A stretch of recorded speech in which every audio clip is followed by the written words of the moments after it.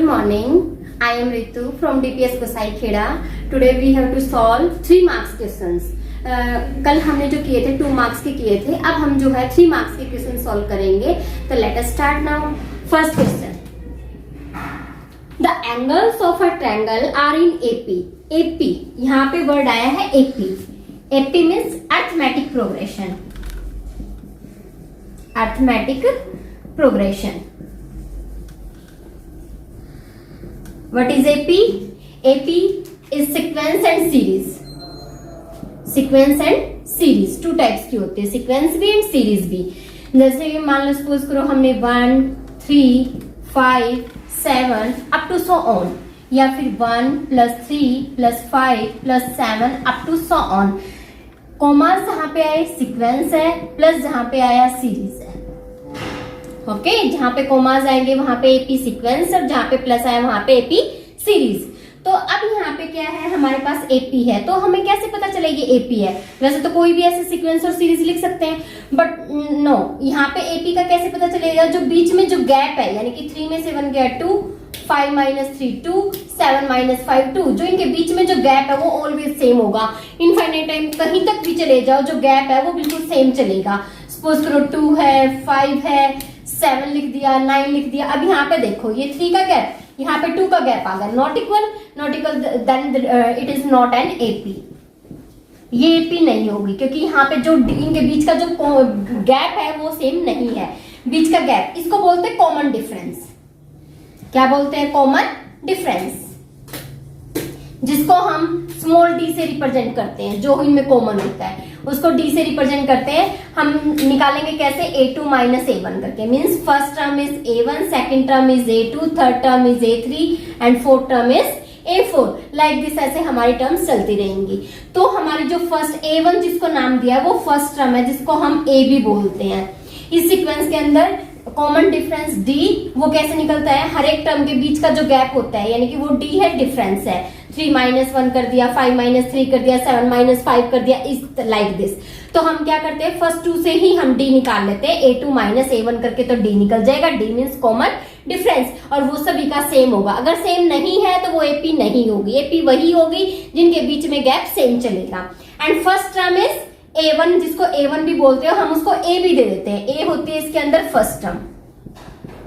थोड़ा सा इसका बेसिक बता रहे हैं, उसके बाद स्टार्ट करते हैं. हम a क्या है? फर्स्ट टर्म है. उसके बाद इसमें है ना हम जर्नल टर्म लिखते हैं.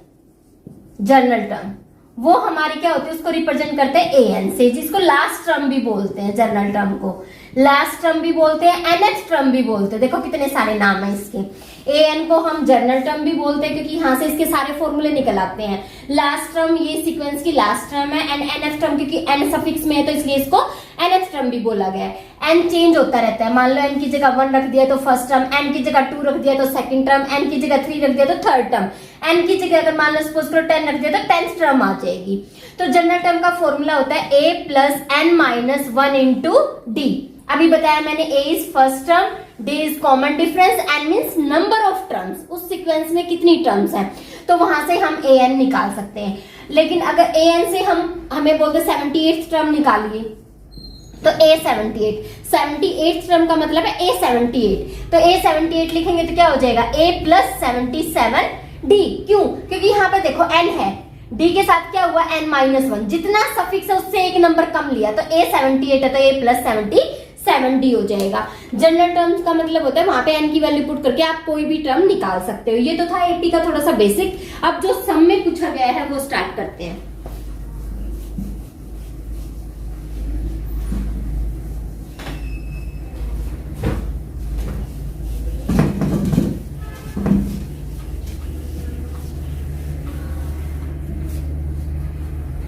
The angles of a triangle are in AP.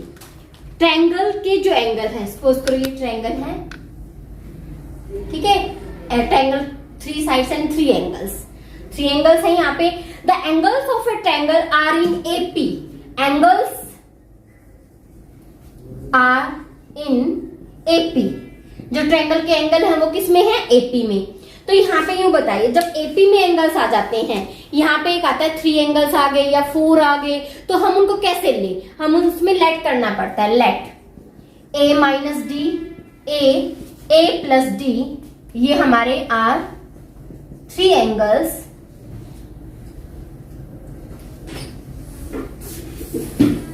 Of a triangle.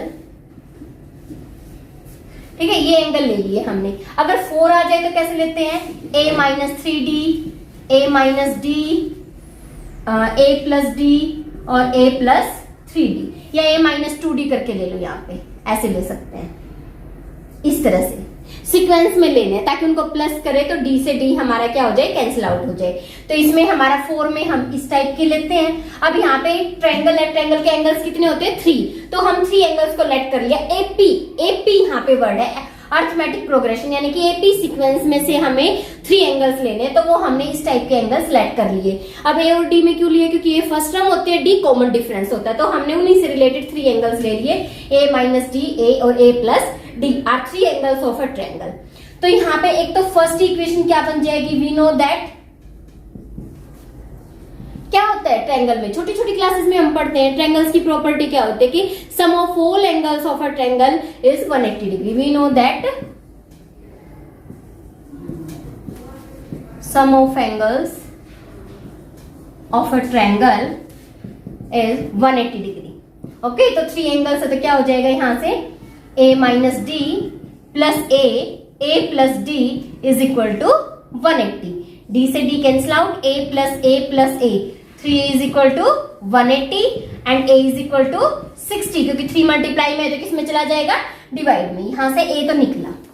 उसके बाद आगे भी दिया गया, ये तो हमने क्या किया, 3 एंगल्स लेट किए थे, वहां पे हमें पता है उसी टाइम माइंड में आ जाना चाहिए कि ट्रायंगल है, ट्रायंगल के 3 एंगल्स और 3 एंगल्स का सम किसके इक्वल होता है, 180 के। तो हमने जो लेट किए थे उन तीनों का सम किसके इक्वल लिया, 180 के, वहां से a आया 60। Next is the greatest angle. देखो 3 एंगल्स दे रखे हैं, अब a माइनस डी है, a है और a प्लस डी है। अब यहाँ पे तो माइनस हो रखा है, यहाँ पे ओनली a है और यहाँ पे a में d प्लस हो रखा है, तो इन तीनों में से ग्रेटेस्ट एंगल कौन हुआ, a plus d. According to question क्या हो जाएगा हमारा कि greatest angle equals to the sum of other 2, यानी कि जो ग्रेटेस्ट एंगल है ना वो बचे हुए 2 एंगल्स का सम के इक्वल है। Greatest angle is a plus d is equal to, बचे हुए 2 एंगल्स कौन से हो गए, एक तो a हो गया और एक a माइनस डी, इन दोनों के सम के इक्वल है अकॉर्डिंग टू क्वेश्चन। यानी स्टेटमेंट के अकॉर्डिंग जो हमें दिया गया है कि greatest number is equal to the sum of other 2 angles, यानी कि अदर 2 एंगल कौन से हो गए, a और a माइनस डी। अब यहां से देखिए a कितना है, 60 plus D, 60 plus 60 minus D.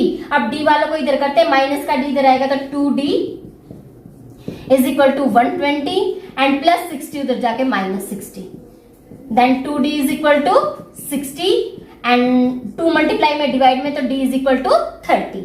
अब a भी निकल चुका है, d भी निकल चुका है, अब हमसे कोई भी टर्म पूछ ले हम निकाल सकते हैं इजिली, बट हमें तो यहाँ पे 3 एंगल्स पूछे गए हैं, तो 3 angles is a minus D, a and a plus d, तो निकालिए, a is 60, d is 30, 60 minus 30, 30, 60 and 90, ये एंगल्स हमारे हो गए। उसके बाद है ना इसमें एक छोटा सा पार्ट और पूछा गया, हम पेपर में क्या करते हैं एंगल्स निकाल के छोड़ देते हैं, आगे की स्टेटमेंट नहीं रीड करते, लेकिन वो जरूरी है, वहां पे 1 मार्क कट हो जाता है। आगे क्या है, also conclude that find these angles are multiple of which angle. सिर्फ इतनी सी बात पूछी गई है कि लास्ट में जो इसके एंगल्स निकले हैं वो किसके मल्टीपल है, these are multiple of 30 degree. बस ये लिखना है कि these angles are, now these angles are multiple of 30 degree. बस इतना सा और बताना है, एक लाइन से हमारा एक कंप्लीट सम हो जाता है। अब हम नेक्स्ट सम करते हैं।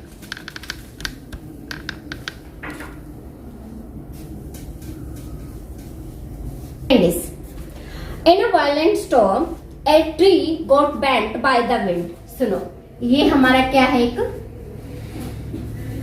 एक ट्री, ठीक है, ये ग्राउंड है, ग्राउंड पे कोई ट्री है, एक भयानक तूफान आया तो ट्री क्या हो गया, बेंड कर गया, यहां से ये जो ऊपर का पार्ट है ना ये ग्राउंड को ऐसे टच कर गया। आपने देखा होगा जब भयानक तूफान आता है कोई भी, तो हमारे जो ट्री है वो टूट जाते हैं, और टूटने के बाद वो क्या करते हैं, नीचे जो ग्राउंड होता है उससे उनका जो टॉप है वो टच कर जाता है। तो यहाँ पे सपोज करो ये हमारा जो कंप्लीट है ना, ये एक ट्री है, ये कंप्लीट क्या है, एक ट्री, ये क्या है, ग्राउंड। ठीक है, तूफान आया, बीच में से टूट गया, मतलब बीच में कहीं से भी टूट जाता है, बैंड हो जाता है, तो उसका जो टॉप है ना, ये टॉप, ये कहाँ पे, ग्राउंड पे टच कर गया ऐसे यहाँ पे, तो एक ट्रायंगल बना। फिर आगे क्या है स्टेटमेंट में, the top of the tree meets the ground eight an angle of 30 degree. जहां पे इसने ग्राउंड को मीट किया ना, वो एंगल वहां पे कितने डिग्री का बनाएगा, 30 डिग्री का। देखो यहाँ से एक सम 110% पेपर में आता है, 3 मार्क्स में आएगा आपके। लेकिन उसमें क्या है, हर एक लाइन की स्टेटमेंट, जैसे मैंने यहाँ पे फर्स्ट लाइन को रीड किया कि एक ट्री है, भयानक तूफान आया वो, तो पहले मैंने यहाँ पे एक ट्री बनाया, एक ग्राउंड, ग्राउंड के ऊपर ट्री है, फिर तूफान आया तो वो टूट गया, टूटने के बाद उसका जो टॉप था वो किसको टच किया, ग्राउंड को, ग्राउंड पे कितने डिग्री का एंगल बना, 30 डिग्री का। तो हर एक लाइन पढ़ी और हमने यहाँ पे डायग्राम बनाना स्टार्ट कर दिया, हर एक लाइन के साथ लिखना है। Whose distance of 30 metre from the root, जो हमारा ये ट्री है उसकी रूट यहाँ पे है, उसका क्या है, distance.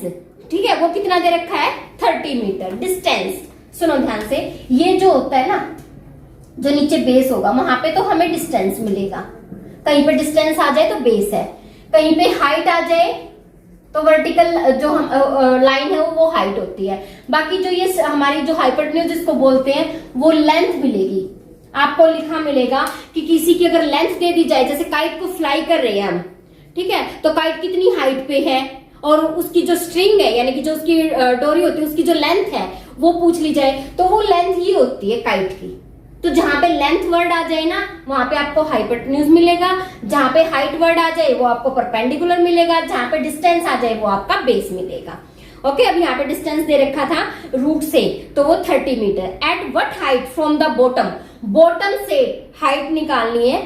Did the tree get bent, जहां से ट्री बेंट हुआ है वहां से उतनी हाइट निकालनी है। And what was the original height of the tree, आगे भी बोला गया है कि ट्री की जो ओरिजिनल हाइट यानी कि जो पहले थी, तूफान वगैरह कुछ नहीं आया था उससे पहले जो हाइट थी ट्री की वो भी निकालनी है। और यहाँ पे दे रखा है रूट 3 = 1.73। टेक रूट 3 = 1.73, इसका बाद में यूज है।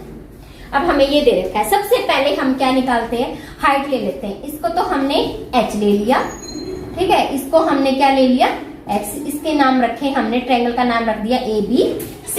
यहाँ पे क्या लिया, लेट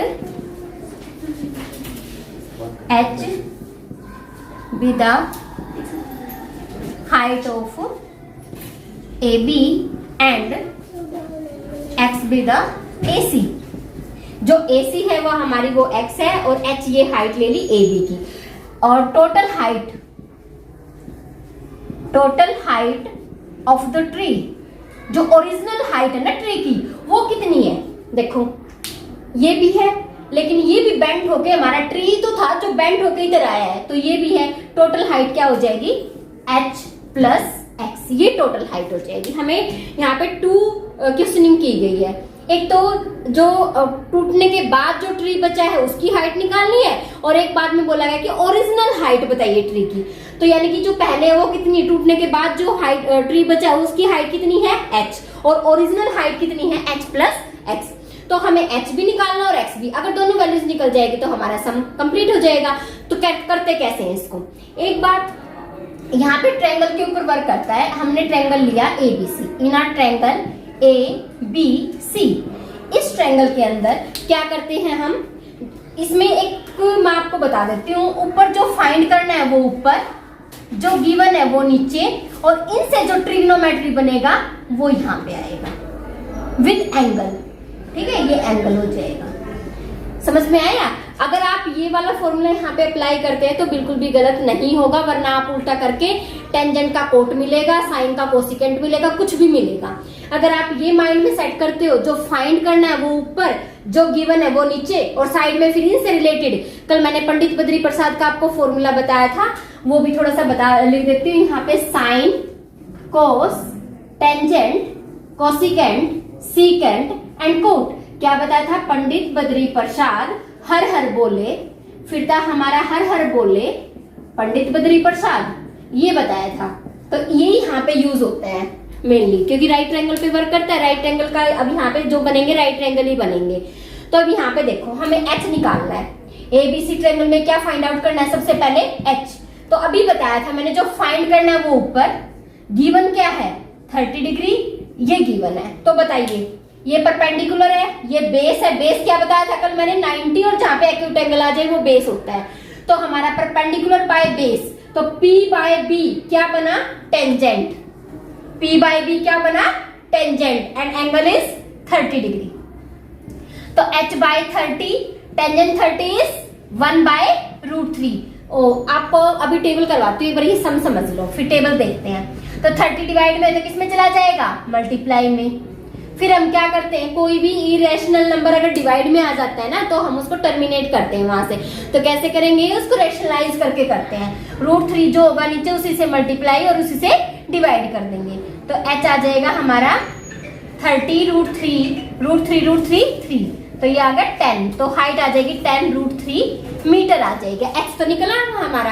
अब हम क्या निकालेंगे? x और निकालना है। x निकल जाएगा तो ओरिजिनल हाइट निकल जाएगी। Next again in a triangle ABC, again triangle लिया। अब यहाँ पे फाइंड क्या करना है? x divided by 30। अब देखना एक बार ध्यान से, x क्या है? हाइपोटेन्यूज, और 30 क्या है? बेस। हमने h बाय b लिया है, h बाय b, तो सीकेंट। Angle is 30 degree. तो x by 30, secant 30 is, secant किसका रेसिप्रोकल होता है? कोस का। कोस 30 √3/2, तो सीकेंट 30 इज 2/√3। तो x इज 30 डिवाइड में तो किसमें चला जाएगा? मल्टीप्लाई में। तो 60/√3। फिर मैंने अभी बताया था जो इरेशनल नंबर होते हैं डिनोमिनेटर में नहीं छोड़ना, उसको कंप्लीट करना है, तो उसी से मल्टीप्लाई और उसी से डिवाइड कर दे। तो x इज 60√3 डिवाइडेड बाय √3 3 2 जा 60। तो x is equal to 20√3 metre. x भी निकल गया। अब हमें दो बातें निकालनी थी, एक तो हाइट निकालनी थी AB की, वो तो निकली 10√3, एंड लास्ट में लिखोगे total height of the tree.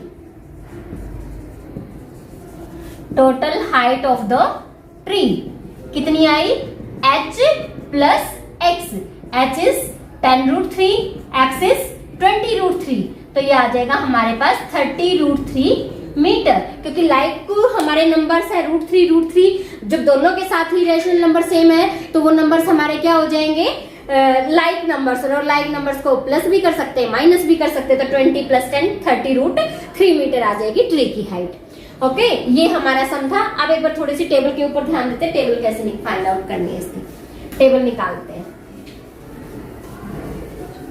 जिन बच्चों को टेबल रटनी पड़ती है वो यहाँ पे ध्यान देंगे, ठीक है? वो टेबल बनाते हैं, कैसे बनाते हैं, फिर हमें वो लर्न नहीं करनी पड़ेगी, बस उसको बनाने का पैटर्न देखना है, और पेपर में उससे रिलेटेड सम्स आएंगे तो हम पहले ही उसको एग्जाम में बना लेंगे।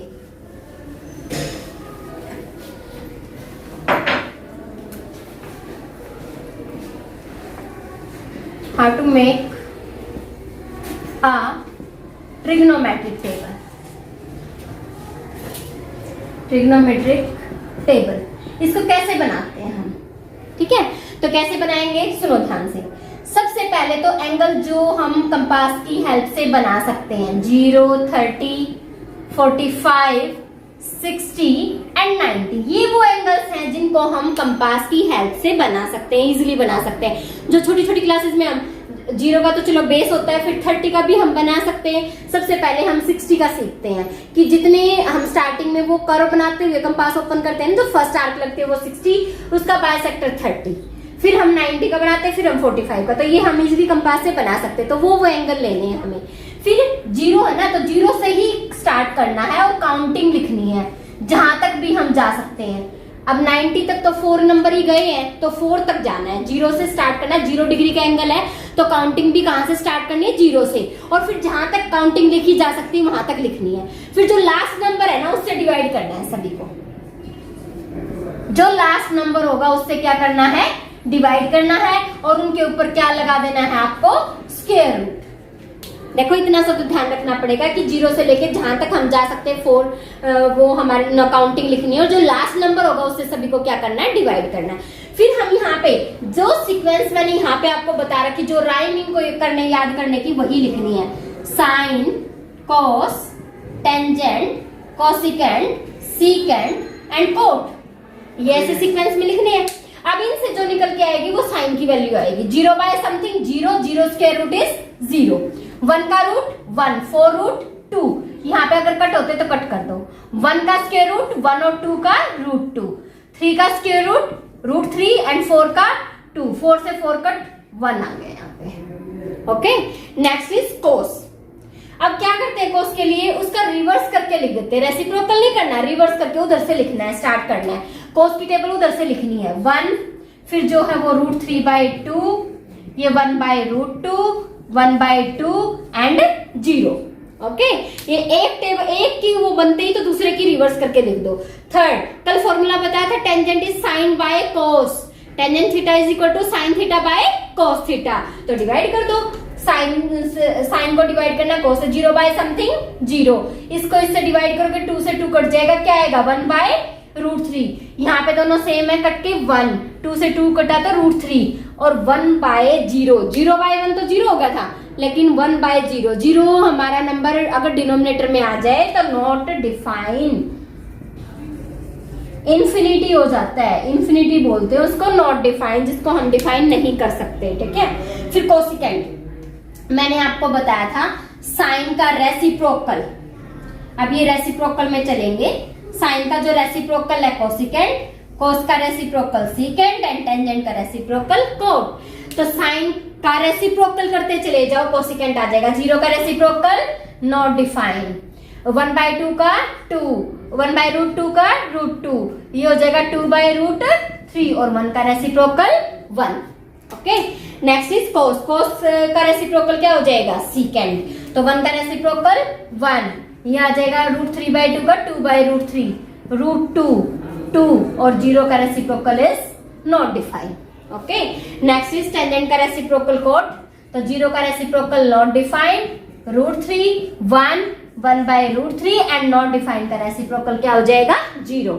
अभी हमने जो यूज किया था वो टेंजेंट 30 किया था। देखो टेंजेंट ये ना, 30 ये रहा, दोनों ऐसे चलेंगे तो क्या वैल्यू पुट की थी हमने 1 बाय रूट 3। फिर सीकेंट 30 को यूज किया था, सीकेंट 30 2 बाय रूट 3। देखो टेबल कितनी आसान है बनानी, याद करने में तो क्या होता है, हम उसका उसमें 60 और 30 में कंफ्यूज होते हैं कि 30 की वैल्यू 60 में और 60 की वैल्यू 30 में पुट कर देते हैं। लेकिन अगर हम स्टार्टिंग में ही अपनी एक टेबल प्रिपेयर कर लेते हैं तो हमारा 1% भी सम गलत नहीं होगा। ठीक है, तो नेक्स्ट सम इज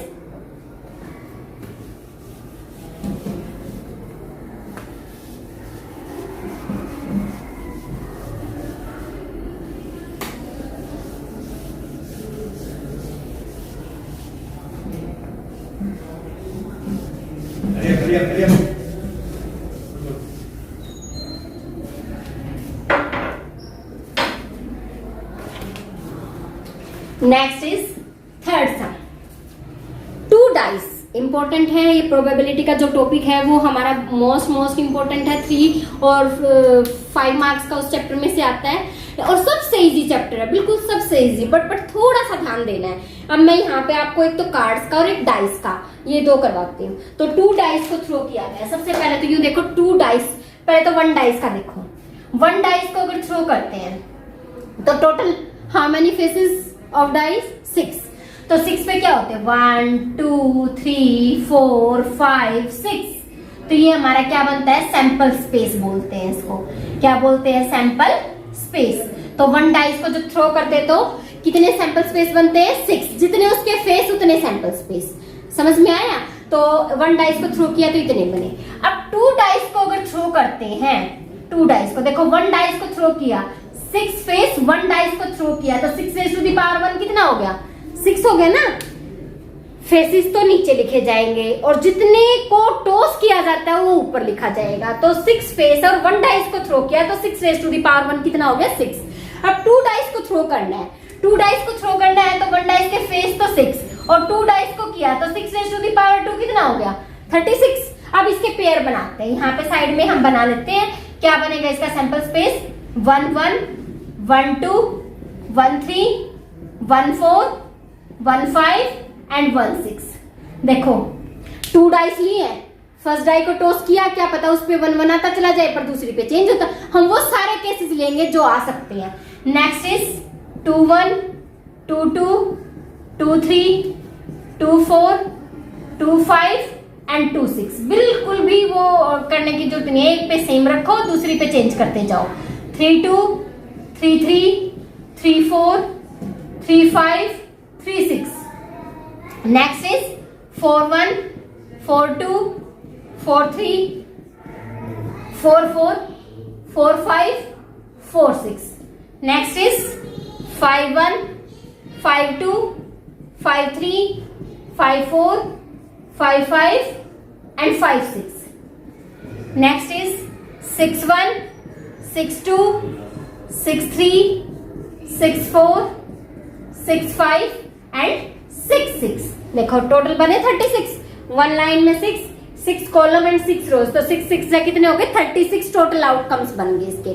तो यहाँ पे 2 डाइस को जो थ्रो करते हैं तो टोटल आउटकम्स कितने बनते हैं 36।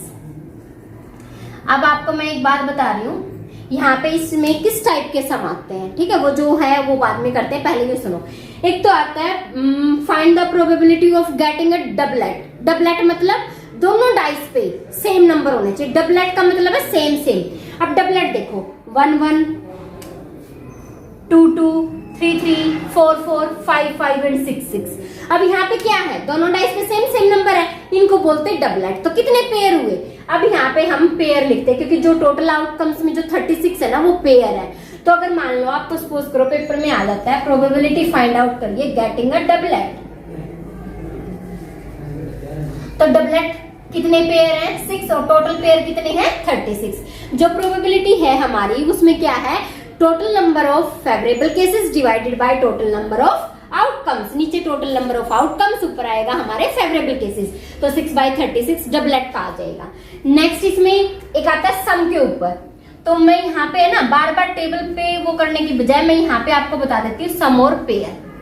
सम एंड पेयर क्या करना है, एक ही बार यहाँ पे लिख लो, कितना इजी है उसको लिखना, चाहे टेबल को भी मत लिखो पर ये जरूरी है लिखना।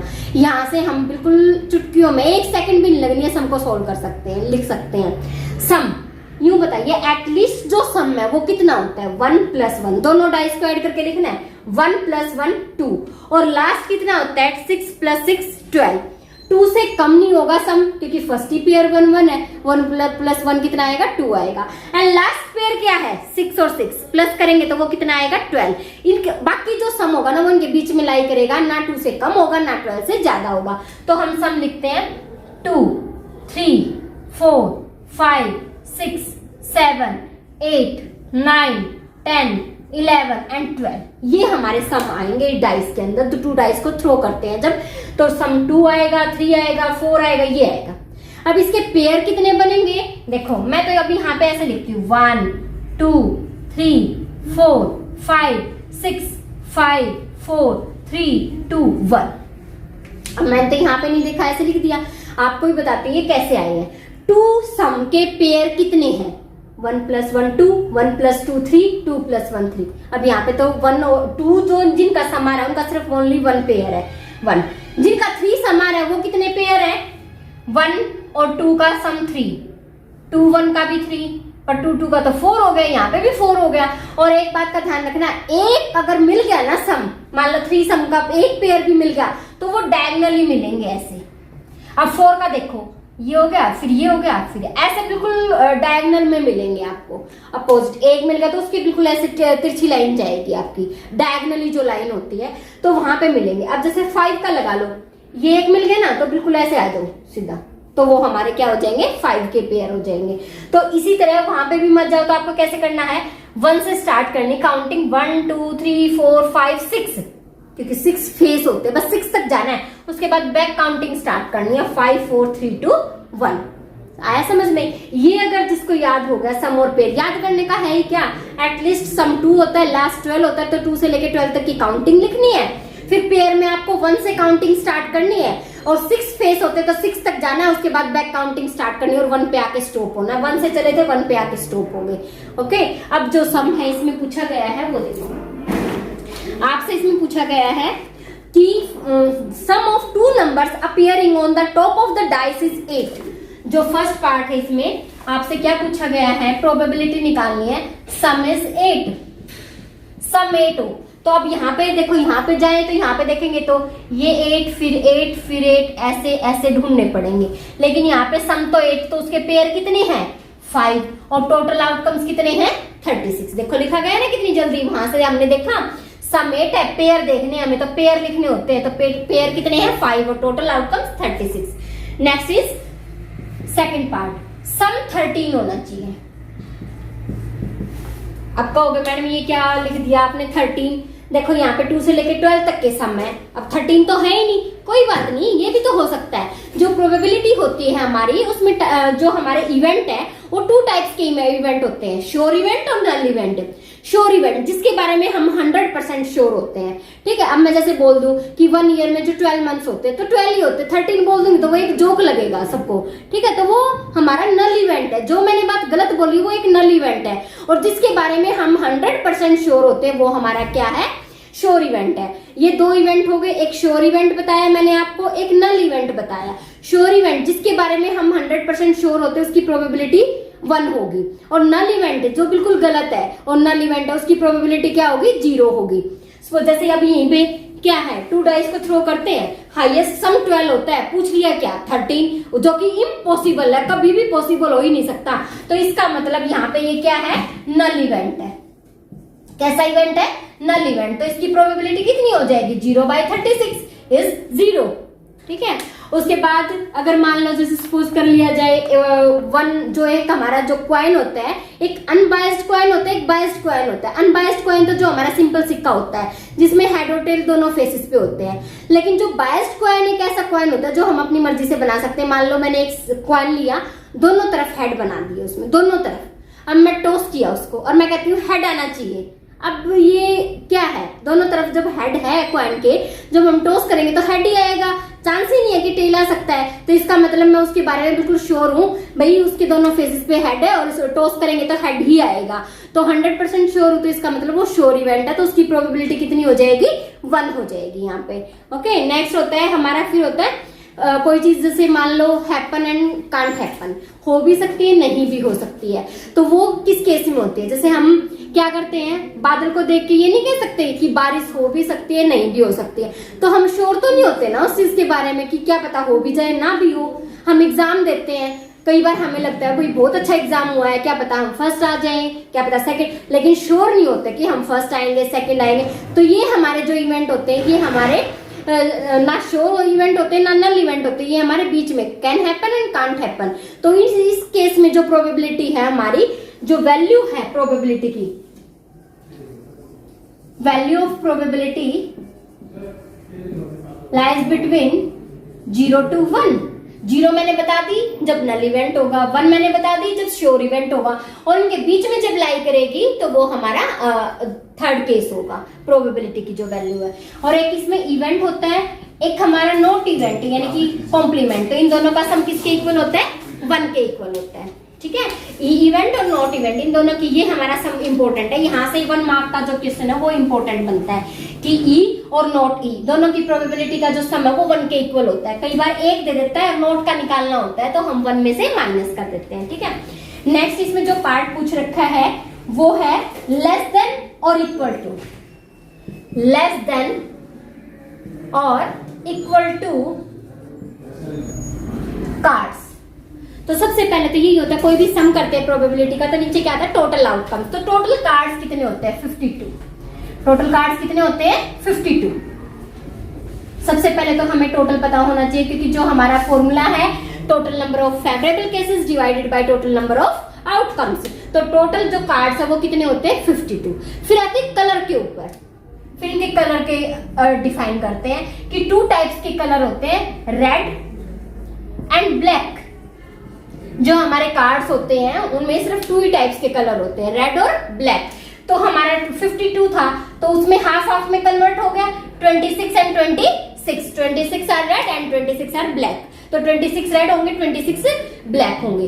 अब हमारे क्या है रेड और ब्लैक, फिर उनमें टाइप होती है, जो कार्ड्स है ना उनमें टाइप होती है, कोई हर्ट का, कोई डायमंड का, कोई स्पेड का, कोई क्लब का। तो इस टाइप में वो डिवाइड हो जाते हैं। तो रेड में हमारे 2 पार्टीशन हो जाते हैं 13 एंड 13, अब हमारे ये भी 2 पार्टीशन हो जाएंगे 13 एंड 13। तो रेड में हमारा हो जाएगा हार्ट का, डायमंड का, जिसको हम पान और ईंट बोलते हैं हिंदी में, ठीक है। क्योंकि कई बच्चे क्या होते हैं जब उनको कार्ड्स को देखते हैं तो वो कार्ड्स में हिंदी वाली लैंग्वेज तो समझ लेते हैं, बट जो हमारी इंग्लिश में है तो उनको ये होता है ये हार्ट और डायमंड है क्या।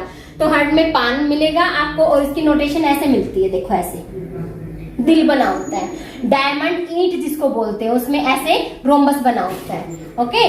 फिर आता है स्पैड एंड क्लब, ये हमारा हुक्म है, चिड़ी है, ठीक है।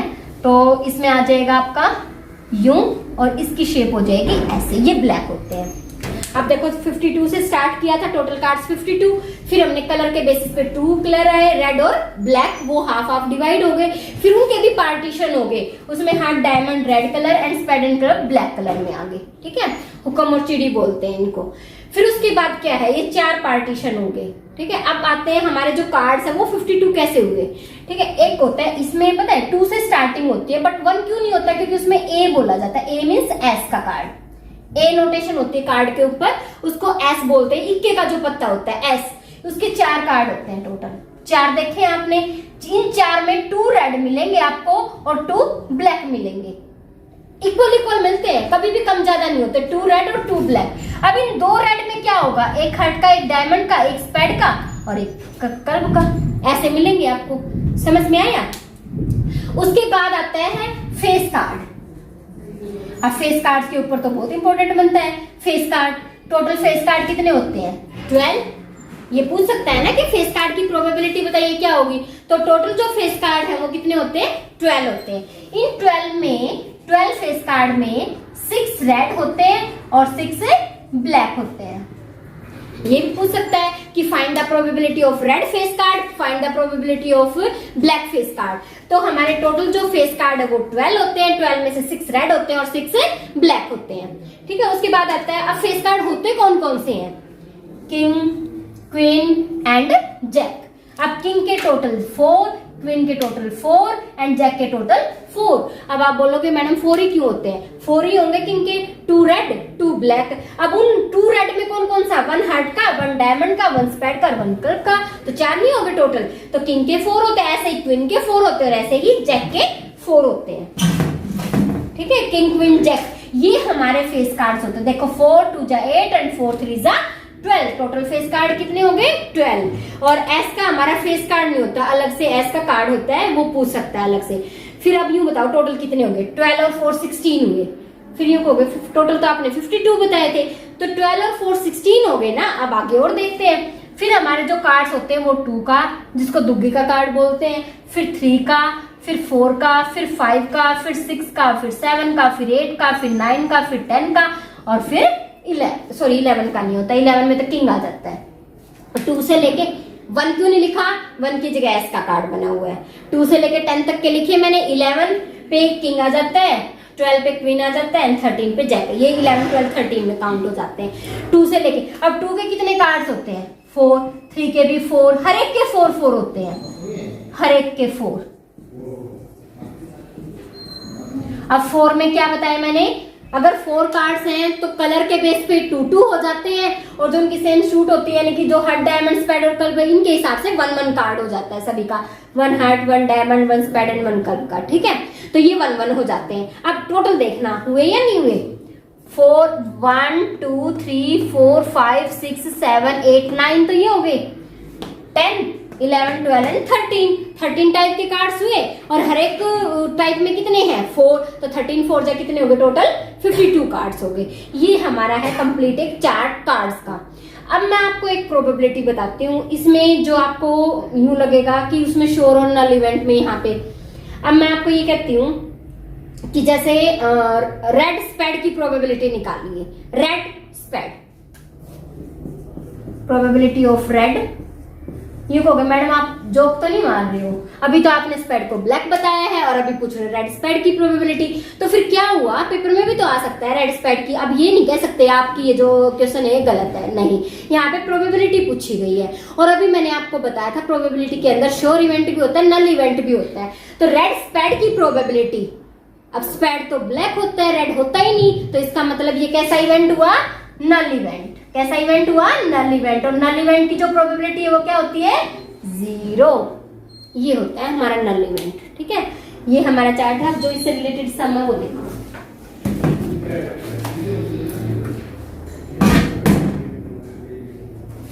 इसमें जो है हमारा probability of black queen, next is red card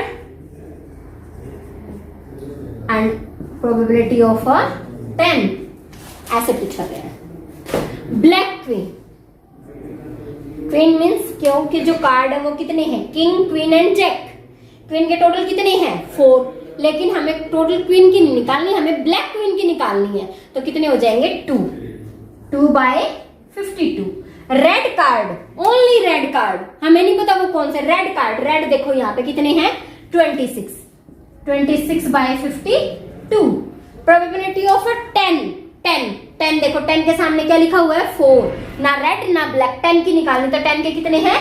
4 bye 52। अब इसमें जो एक टाइप है वो क्या आ सकती है वो देखो। प्रोबेबिलिटी ऑफ आइदर रेड और किंग, ये भी तो आ सकता है, या फिर ये भी तो आ सकता है नाइदर जैक नॉर डायमंड। इस टाइप का भी तो सम आ सकता है पेपर में। अब आप यूं नहीं कह सकते कि हमें करवाया नहीं गया, बिल्कुल इजी। और या तो रेड के या किंग के। यहाँ पे एक बात ध्यान देने की है, रेड और किंग। सबसे पहले तो ये जो रेड है ना, रेड और किंग में टोटल कितने होते हैं? ध्यान देना सभी, किंग में कितने होते हैं टोटल? 4। उन 4 में 2 रेड होते हैं, 2 ब्लैक होते हैं। यहाँ पे ये समझने का है, इस किंग के टोटल 4 कार्ड्स होते हैं, 4 में 2 रेड होते हैं और 2 ब्लैक होते हैं। ये रेड यहाँ से कट कर देंगे क्योंकि रेड यहाँ पे आ चुके हैं। अब हमारे इन्हीं से तो रेड से ही तो हार्ट और डायमंड बने हैं, और उन्हीं से फिर हमारे किंग, क्वीन और जैक बने हैं। तो इसीलिए किंग के टोटल कितने कार्ड्स होते हैं? 4। उन 4 में 2 रेड होते हैं, 2 ब्लैक। ये रेड को यहाँ से हम कट कर देंगे क्योंकि रेड यहाँ पे काउंट हो चुके हैं, और किंग के 2 ब्लैक ले लेंगे। तो अब हमारे पास 26 तो रेड हो गए, किंग के ओनली कितने बचे? 2, ओनली 2, क्योंकि रेड तो उधर उधर चले गए। तो 26 प्लस 2 कितना होगा? 28 बाय 52 आ जाएगा। समझ में आया? ऐसे करना है कि आइदर रेड और किंग का मतलब है किंग के टोटल 4, 4 में से जो रेड थे वो इसमें चले गए हैं, वो हटा दिए, ब्लैक बच गए, उनको ऐड किया 28 बाय 52। नेक्स्ट, नाइदर जैक नोर डायमंड। नाइदर नोर का मतलब है ना तो ये होना चाहिए ना वो होना चाहिए। तो हम क्या करते हैं, पहले इनके होने की निकाल लेते हैं, फिर उनको 1 में से। मैंने आपको फॉर्मूला बताया था ना कि कोई भी इवेंट हो या ना हो, दोनों की जो प्रोबेबिलिटी है उनका सम किसके इक्वल होता है? 1।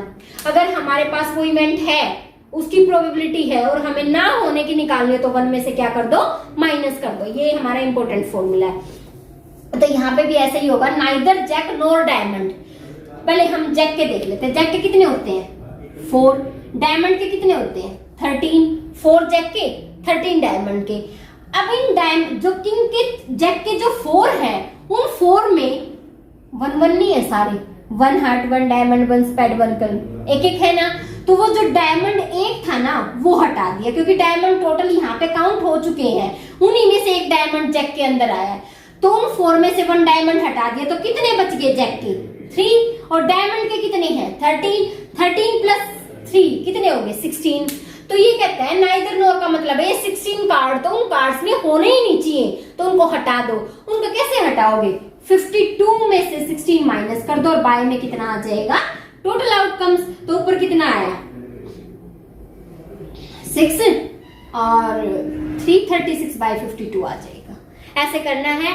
अब कार्ड्स में ऐसा कोई सम नहीं बचा जो आपके पेपर में आ जाए और यहाँ पे ना हुआ हो। कंप्लीट चार्ट, कंप्लीट ये हमारा ब्लैक रेड 10, और जो जिस टाइप के जो सम थे वो आ सकते हैं पेपर में। मैंने जो नल इवेंट था जिस टाइप का पेपर में आ सकता है वो भी बता दिया। अब यहाँ से आपका कोई भी सम आ जाए वो ये लगा लो 110% अटेम्प्ट कर सकता है, कोई गलती नहीं होगी, और ना ऐसा सम जो इससे बाहर आ जाएगा आपका। ओके, नेक्स्ट करते हैं।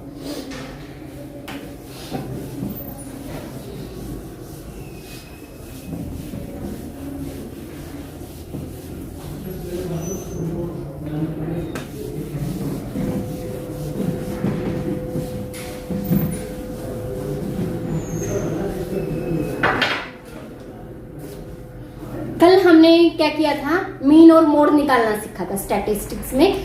अब आज जो करेंगे वो हम मीडियन निकालेंगे, लेकिन मीडियन की है ना सिंपल सी टाइप नहीं, थोड़ी सी हट के टाइप है, जिसको पेपर में बच्चे लगा लो 90% बच्चे ऐसे हैं जो उसमें गलती करते ही करते हैं। तो वो कैसा सम है वो देखो एक बार।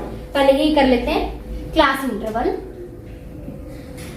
थोड़ा सा ध्यान देना, वैसे तो मेरे को पता है मीडियन निकाल लेते हैं, बट जो इसमें है ना वो थोड़ा सा अलग टाइप का लेके आए हो, जिसमें थोड़ा सा आपको चेंज करना पड़ेगा। और बच्चे क्या करेंगे, पेपर में उसको डायरेक्ट करके आएंगे। वो क्या है वो मैं आपको यहाँ पे बता देती हूँ।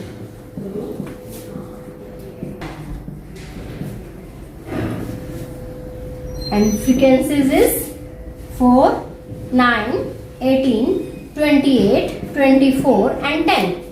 मीडियन निकालना है, ध्यान देना। सबसे पहले तो मीडियन का फॉर्मूला लिखते हैं। मीडियन की नोटेशन क्या है, कैपिटल एन। कैसे लिखते हैं, L plus n/2 minus CF divided by F multiply H। अब पहले आपको ये बता देती हूँ फॉर्मूले के अंदर जो जो वैल्यूज यानी कि जिनसे फॉर्मूला बना है वो है क्या। कैपिटल एन समेशन FI, ये FI है हमारे पास ऑल फ्रीक्वेंसीज, इनका जो सम करोगे वो आपको क्या होगा, capital N. L lower limit, जो F निकलेगा वो लोअर लिमिट पे डिपेंड, यानी कि इंटरवल जो आएगा वो लोअर लिमिट। F फ्रीक्वेंसी वो N के ऊपर डिपेंड है सारा। CF क्यूमुलेटिव फ्रीक्वेंसी, अभी बताते हैं कैसे निकालते हैं क्यूमुलेटिव फ्रीक्वेंसी को। क्यूमुलेटिव फ्रीक्वेंसी H कल भी बताया था, आज भी बता देते हैं, difference between interval. Difference between interval, okay. फॉर्मूले में ऐसा कोई तो नहीं बचा जो मैंने ना बताया हो। कैपिटल एन बता दिया, summation FI, L lower limit, F frequency, CF cumulative frequency और H डिफरेंस बिटवीन इंटरवल। अब ये वैल्यूज ही निकालनी है। सबसे पहले हम CF ही निकाल लेते हैं। F से CF कैसे निकालते हैं, ध्यान देना, बिल्कुल आसान है।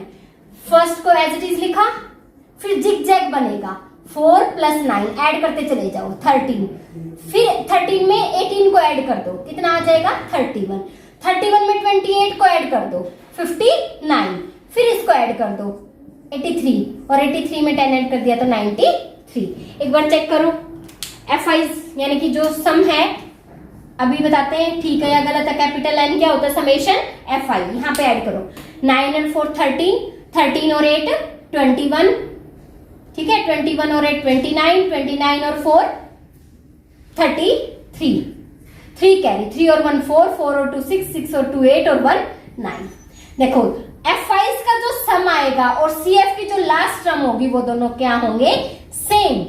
यहां से हमें पता चल जाएगा कि या तो हमारी सम में गलती है या हम जब CF निकालते हैं वो गलत है। यहां से हम इसको वेरीफाई कर सकते हैं कि हमारा सम यहां तक ठीक है या गलत है, कि FI का सम और CF का क्या बताया मेथड, फर्स्ट टर्म को एज इट इज लिखना है, उसके बाद जिग जैग बनाना है कि 4 में 9 ऐड किया 13, 13 में 18, फिर इसमें 28, फिर नेक्स्ट 24 एंड नेक्स्ट में 10, ऐसे CF निकालना है। अब यहाँ पे आप यूं कहोगे मैडम अब आपने यूं बताया था एक अलग टाइप, सुनो ध्यान से, इंटरवल में आओ। अब तक जो सम किए थे, मीन निकाला था, मोड निकाला था, यहाँ पे कंटिन्यू इंटरवल थे। कंटिन्यू मतलब अगर यहाँ पे 139 है तो यहाँ पे भी क्या था 139, बट यहाँ पे गैप आ गया 1 का। और पेपर में क्या करते हैं बच्चे, यहीं से F और CF निकाल के सारी वैल्यूज पुट कर देते हैं और वो सम सिर्फ इस इंटरवल पे गलत हो जाता है। यहाँ पे जब आगे सम तक चलेगा, जब हमारे ये इंटरवल है ना यहाँ पे कंटिन्यू होंगे, सेम होंगे। अगर यहाँ पे 139 है तो यहाँ पे भी 139 होगा, तभी हम सम को आगे कर सकते हैं, अदरवाइज रॉन्ग है। तो उसको कैसे करेंगे, जितने का गैप होगा यहाँ पे इन दोनों के बीच में कंटिन्यू होने में, देखो हर एक में कितने का गैप है 1 का हाफ कर दो, कितना 0.5, इसमें तो प्लस कर दो और इसमें तो माइनस कर दो और इसमें क्या कर दो प्लस में, यानी कि जो हमारा पहले है पहले वाली में से क्या कर देंगे माइनस, और जो आगे है यानी कि राइट साइड में तो प्लस कर देंगे, लेफ्ट साइड में तो माइनस कर देंगे। करो कितना आएगा, अब इंटरवल हमारा कंटिन्यू हो जाएगा 129.5, 139.5, इसमें से 0.5 जाएगा तो 139.5, 149.5, फिर ये आ जाएगा 149.5 एंड 159.5, ये हो जाएगा 159.5, 169.5, 169.5 एंड 179.5 एंड 179.5 और ये हो जाएगा 189.5। देखना आप कंटिन्यू हो गए हमारे इंटरवल्स, ऐसे बनाने हैं। अब हम इस सम हमको कर सकते हैं। तो हमारा एफ और सी एफ कहां से आया, जो ये एन है, एन बाई 2 करो, 93 बाई 2 करोगे कितना आएगा, 2 4 जाए 2 6 12 एंड 0.5, 46.5 आया एन बाई 2। अब यहाँ इसके बेस पे हम एफ और सी एफ निकाल सकते हैं। उसके बाद तो सब में कुछ नहीं है, वो तो सिंप्लीफिकेशन बचेगी, सिर्फ आपको वैल्यूज निकालनी बता देती हूँ। एन बाई 2 में आया 46.5। अब ये जो एन बाई 2 आया है ना, इससे पहला बड़ा नंबर सी एफ में कौन है, सी एफ में जाओ और इससे पहला बड़ा नंबर ढूंढ दो। अब 46.5 से इसमें आओ, पहला बड़ा नंबर कौन है, देखो ये रहा पहला, ये आपके के तो बड़े हैं ही, लेकिन फर्स्ट पहला बड़ा नंबर ढूंढना है इससे। तो इससे पहला बड़ा नंबर तो 59 है। ये जो पहला बड़ा नंबर है, इससे सामने वाला तो एफ हो जाएगा और इससे ऊपर वाला क्या हो जाएगा, सी एफ, और ये क्या हो जाएगा एफ। और एफ के सामने जो इंटरवल है, ये इंटरवल नहीं देखने, ये देखने, इसमें जो ये इंटरवल आ गया, इसमें जो छोटे नंबर पे वो क्या हो जाएगी, लोअर लिमिट, और इनके बीच का गैप वो कितना आ जाएगा, 10 आ जाएगा। अब देखो सारी वैल्यूज निकली है, नहीं निकली।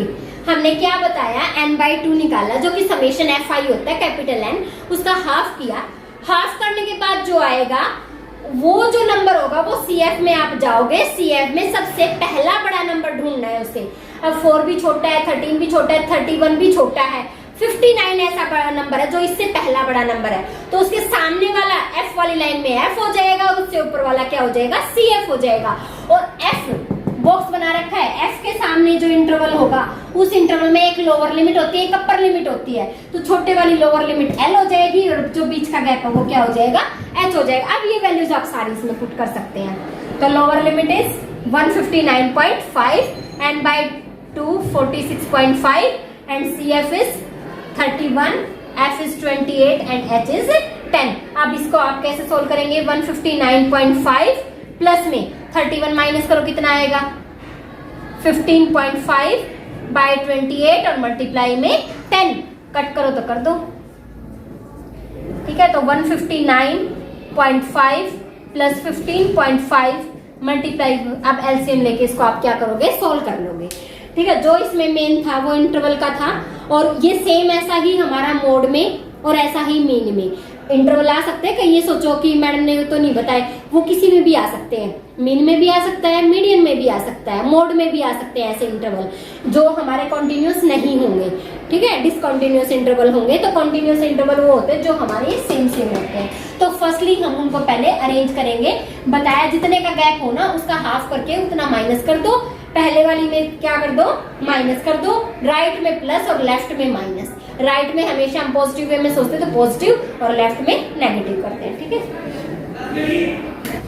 कल हम जो करेंगे वो 5 मार्क्स के क्वेश्चंस को सॉल्व करेंगे, ओके। तो 5 मार्क्स के जो इंपॉर्टेंट क्वेश्चंस है, जैसे आज 3 मार्क्स के लिए थे, ऐसे ही कल हम 5 मार्क्स की जो क्वेश्चंस की सीरीज है वो स्टार्ट करेंगे, फिर नेक्स्ट डे ऐसे ही आएंगे 1 2 3 और 5 पे, ओके। Thank you.